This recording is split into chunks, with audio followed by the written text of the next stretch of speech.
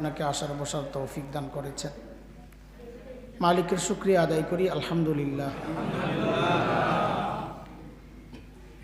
লম্বা সময় আপনাদেরই আপনজন মেজবান মসজিদের খতিব সাহেব হযরত কথা বলেছেন, আপনারা শুনেছেন। আমি তো আজকে বাসা থেকে বের হয়েছি 3টা 20-এ, ঠিক 3টা 20-এ ঘর থেকে বের হওয়া। আমি খালি ঘড়ি দেখতেছি আর হিসাব করতেছি কতক্ষণ লাগলো আসতে। 3টা 20 মানে 6টা 20-এ 3 ঘন্টা, আর 20 এদিক দিয়ে 15, 10, 15, 35, তার মানে 3 ঘন্টা 35 মিনিট লাগছে, না 25 মিনিট, 3 ঘন্টা 25 মিনিট লাগছে আজকে আপনাদের এখানে আসতে। ঢাকা থেকে চট্টগ্রাম যাওয়া যাবে। আল্লাহ, মাঝখানে শুধু নামাজের জন্য নামা, আর তো কোথাও নামিও নাই। সূরা হামিম আস-সাজদার একটা আয়াত তিলাওয়াত করছি, অল্প কথা। আজান কয়টায়? 7:30টায় জামাত, ঠিক আছে। সূরা হামিম আস-সাজদার একটা আয়াত পড়েছি, কথা অল্প, মনোযোগ দিয়ে শুনলে আমার কিছু ফায়দা হবে, আপনাদেরও আশা করি ফায়দা হবে ইনশাআল্লাহ। আল্লাহ তাআলা বলতেছেন আমাদেরকে সতর্ক করার জন্য, আমাদের একটা বড় শত্রু আছে, ভয়ঙ্কর শত্রু। কে? শয়তান। শয়তান বড় ভয়ঙ্কর শত্রু। আচ্ছা, একটা বিষয় কি কখনো আপনাদের মাথায় আসছে কিনা, এখানে এমন কোনো বাবা মা আছেন যে তার নিজ সন্তানকে একটা বন্ধ ঘরের মধ্যে আটকায়া বিষাক্ত সাপ ছেড়ে দিবেন? আছেন কেউ? এটা সম্ভব? বাবা যদি সুস্থ থাকেন, কোনো বাবার পক্ষে এটা সম্ভব যে তার সন্তানকে একটা বন্ধ ঘরের মধ্যে ঢুকায়া বিষাক্ত সাপ ছেড়ে দিবে? এটা কোনো বাবার পক্ষে সম্ভব? বাবা মা সন্তানকে যতটা মহাব্বত করেন, আল্লাহ সুবহানাহু ওয়া তাআলা তার বান্দাকে 1000 কোটি গুণ বেশি মহাব্বত করেন।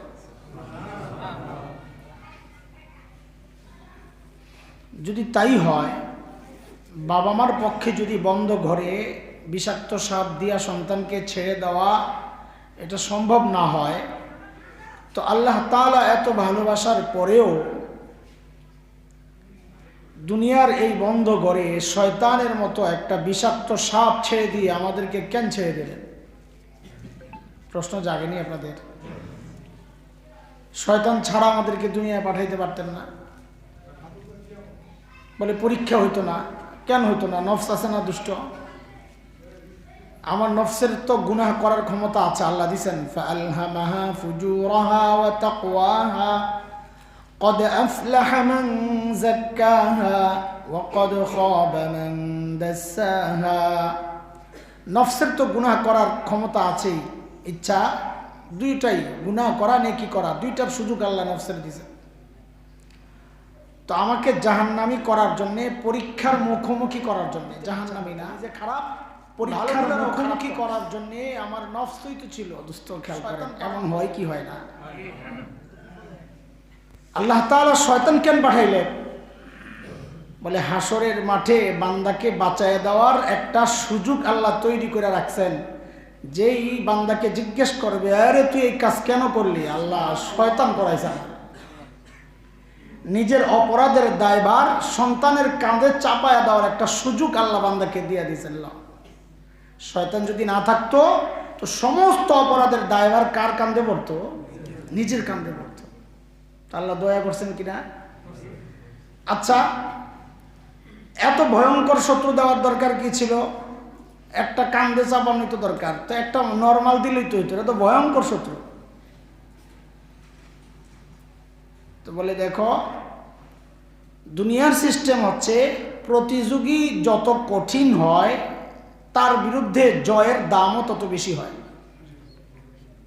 আপনি একটা নর্মাল দলের সাথে জিতে গেছেন, এটা নিয়ে কোনো আলোচনা আসবে না। বড় কোনো দলকে হারাই দিয়েছেন, ওরে আল্লাহ কি চিল্লাচিল্লি শুরু হয় না? সিস্টেমই এটা। প্রতিপক্ষ যদি শক্তিশালী হয়, জয়ের দামও বেশি হয়। আল্লাহ চাইছেন আমাদেরকে বড় পুরস্কার দেওয়ার জন্য, এই জন্য প্রতিপক্ষ বড় দিছেন ঠিক, কিন্তু ওই বড় প্রতিপক্ষকে পরাজিত করার যত কৌশল আছে মালিক তাও শিখাইয়া দিছে, যেন বিপদে না পড়ি, বান্দা যেন বিপদে না পড়ে। ওই কৌশলগুলো প্রয়োগ না করার কারণে আমরা আল্লাহর আদালতে আসা। তোর সব দিয়ে দিলাম, ফাঁস করে দিলাম, কোন কোন লাইনে সে আগাবে, কোন কোন লাইনে চক্রান্ত করবে সব জানাই দিছি, তারপরেও কেন ধরা খাইলি? আচ্ছা খাইছস, খাওয়ার পরেও এটা মোছার জন্যে, রিকভারি করার জন্য ও তো আমি সিস্টেম জানাইয়া দিছি, ওইটাও ব্যবহার করলি না, ধোকাও খাইলি, এবং ওইটা পরিষ্কার করার জন্য সিস্টেমও শিখাইয়া দিলাম, ওইটাও প্রয়োগ করলি না, তুই করলিটা কি? ওই জন্য আমাকে আল্লাহ শাস্তি দিবেন। শাস্তি ওই জন্যে আল্লাহ তাআলা, আমি যা আয়াত পড়ছি, ও ভাই তুমি আল্লাহর আলাদা করলে আমি উঠাই দেব, তুমি যে আরেকবার এখানে হাত দাও আমি তোমাকে উঠাই দেব, তোমার জন্য এখানে বসে নেই এরা, তোমার এগুলোর কোনো দাম নেই, কয়জন আমি শুনাইতে পারলে আলহামদুলিল্লাহ।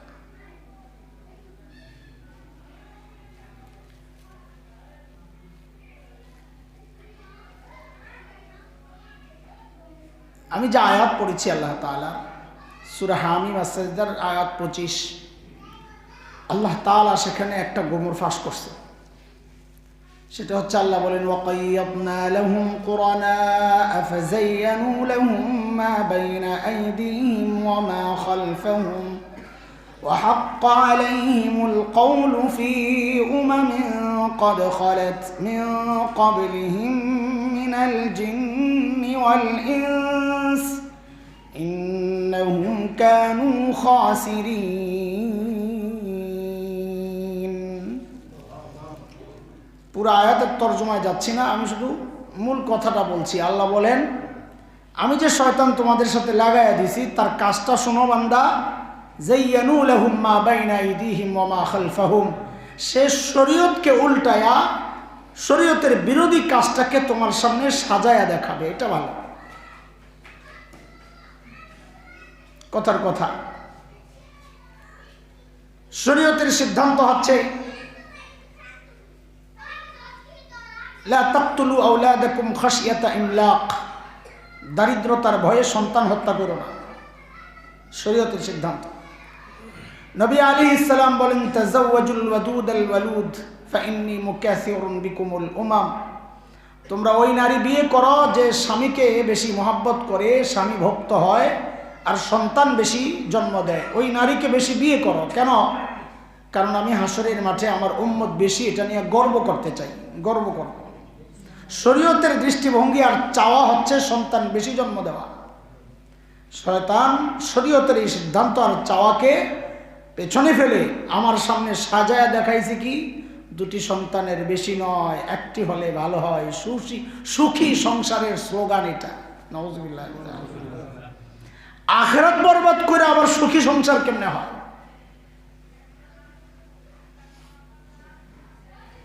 চিন্তা করছেন কি স্লোগান বানাইছে? দুটি সন্তানের বেশি নয়, একটি হলে ভালো হয়, এটা নাকি সুখী সংসারের স্লোগান। নাউজুবিল্লাহ পড়ে। আমার আপনার কাপড়গুলার টাকুর নিচে নিয়ে গেছে, এটারে বানাইছে ফ্যাশন। আমার আপনার চেহারা থেকে দাড়িগুলা কাটায়া এটারে বানাইছে স্মার্টনেস। চিন্তা করছে? শরীয়তের সিদ্ধান্তগুলোরে উল্টায়া উল্টায়া শয়তান বিরোধী যেটা ওইটাকে সাজায় দেখাইতেছে মানুষের সামনে। এটা শয়তানের চক্রান্তের একটা লাইন। এখানে অধিকাংশের মাথায় এই কথা ঢুকায়া দিছে যে মাদ্রাসায় পড়াইলে বাচ্চারা কি করবে দুনিয়ায়, না তোমার কাজে আসবে না নিজের কাজে আসবে। শয়তান ঢুকাইছে। শরীয়তের হুকুম ছিল তাআল্লামুল কুরআন ওয়া আল্লিমু আওলাদাকুম, নিজে কোরআন শিখো এবং সন্তানকে শিখাও। শরীয়তের হুকুম ছিল কু আনফুসাকুম ওয়া আহলিকুম নারা, নিজেও জাহান্নামের আগুন থেকে বাঁচাও, পরিবারকেও বাঁচাও। শরীয়তের সিদ্ধান্ত ছিল এটা। শয়তান আপনাকে ঢুকাইয়া দিছে, শরীয়ত শিখাইতে যাইবা, মানুষ মোল্লা বলবে, এমন যে দিনকাল পড়ছে বাপরে, টুপি মাথায় দিলে বিপদে পড়বে, জঙ্গি বলবে। এই জঙ্গিদের কাছে পাঠাইবা বাচ্চা, স্কুলে দাও, ডাক্তার হবে, ইঞ্জিনিয়ার হবে। চিন্তা করেন ভবিষ্যৎ। শরীয়ত দেখাইছে আরো অনেক পরের ভবিষ্যৎ, আখিরাতের ভবিষ্যৎ দেখাইছে শরীয়ত, আর এরা আপনাকে ভবিষ্যৎ বানায় দিছে কবর পর্যন্ত ভবিষ্যৎ। শয়তান ভবিষ্যৎ বানাইছে কোন পর্যন্ত? কবর পর্যন্ত।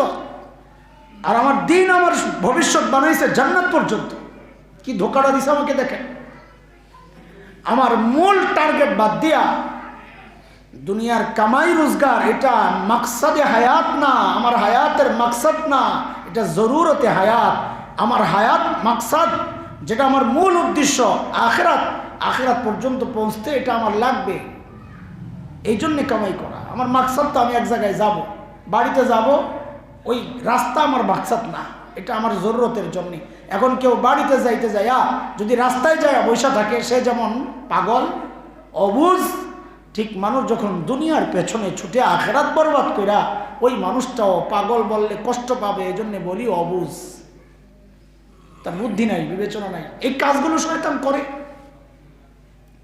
শয়তান আমার আপনার সামনে গুনাহকে হালকা করে দেখায়, এটা গুনার চেয়েও ভয়ঙ্কর। আমাদের বড়রা বলেন গুনার চেয়েও ভয়ঙ্কর কিছু কাজ আছে, এর মধ্যে একটা হচ্ছে গুনাহকে হালকা মনে করা। হালকা মনে করা। এই বর্তমান সময়ে 3টা গুনাহ আমার কাছে লাগে মানুষ খুব বেশি হালকা মনে করতেছে। 3টা গুনাহ। কয়টা? 2টা পুরুষের সাথে, একটা মেয়েদের সাথে। পুরুষরা 2টা গুনাহ ব্যাপকভাবে করে, কিন্তু এটা হালকা মনে করে। নামাজ যে পড়ে না, সে কিন্তু জানে তার গুনাহ হইতেছে। 2টা গুনাহ এমন আছে যে গুনাহ সে করে কিন্তু ভাবতেছে না এটা কি আসে যায় আমার, এটা গুনাহ করার চেয়েও ভয়ঙ্কর। এই ধারণার এই চিন্তা, এটা গুনাহ করার চেয়েও ভয়ঙ্কর। কেন? গুনাহ করলে তওবার সুযোগ থাকে, আর এই মানসিকতা থাকলে তার পক্ষে তওবার সুযোগ থাকে না, কারণ সে তো মনে করছে আমি তো গুনাহই করি নাই। এটা শয়তানের এক ভয়ঙ্কর দোকান। পুরুষদের জন্য 2টা, মেয়েদের জন্য একটা। এই 3টা গুনাহ এই সমাজে আরো অনেক আছে, তো আমার দৃষ্টিতে এই 3টা গুনাহকে এই সমাজের মানুষ সবচেয়ে হালকা মনে করে। এর মধ্যে একটা হচ্ছে পুরুষের টাকনুর নিচের কাপড়। এটা ব্যাপক সমস্যা। রাস্তায় দেখলে আমার কাছে লাগে 95% উপরের মানুষের পুরুষের কাপড় টাকনুর নিচে, অথচ হারাম। এটা কোনো হালকা বিষয় না। নবী আলাইহিস সালাম বলেছেন মা আসফালা মিনাল কাবাইনি মিনাল ইজারি ফিন্নার। যে গুনার সাথে নবী শাস্তির কথা বলেছেন, কোরআনে শাস্তির কথা আসছে, ওই গুনাহগুলো কবিরা গুনাহ। কবিরা গুনার এটা একটা ব্যাখ্যা। কবিরা গুনার অনেক ব্যাখ্যা আছে। কোন কোন গুনাহগুলো কবিরা গুনাহ, এর একটা ব্যাখ্যা হচ্ছে যে গুনার সাথে শাস্তির কথা আছে। নবী বলেন মা আসফালা মিনাল কাবাইনি মিনাল ইজার ফিন্নার। যে কাপড় টাকনুর নিচে যায়, পুরুষের না মেয়েদের? নবী বলেন ওই ব্যক্তি জাহান্নামী। নাউজুবিল্লাহ। শয়তান দেখেন কি কাজ করছে। শয়তান যার কাপড় টাকনুর নিচে যাওয়ার কথা নারীদের, ওদেরটা উপরের দিকে উঠাইতেছে, আর যার কাপড় টাকনুর উপরে ওঠার কথা ওই ছেলের কাপড় টাকনুর নিচে নামাইতেছে। এই ছেলেকে আপনি যখন বলবেন টাকনুর উপরে কাপড় ওঠাও, একটু উঠাইলেই তো হয়, একটু বেশি উঠাইলে সুন্নত হয়, একটু উঠাইলে গুনাহ থেকে বাঁচে, সে বলবে কি এটা কেমন দেখা যায়, গাইয়া গাইয়া লাগে। অথচ এই ছেলে মাঝে মধ্যে রাস্তায় প্যান্ট পরে, হাফ প্যান্ট পরে বের হয়, হাঁটুর উপরে প্যান্ট উঠা যায়, তখন আর তার গাইয়া লাগে না, এটা তার কাছে আধুনিকতার ফ্যাশন হয়ে যায়। কেন? আগেরটা নবীর সিদ্ধান্ত, এটা ইহুদি নাসারাদের আমল। তার কাছে ইহুদি নাসারাদের আমলটাকে মনে হয় ফ্যাশন আর আধুনিকতা। ও দোস্ত,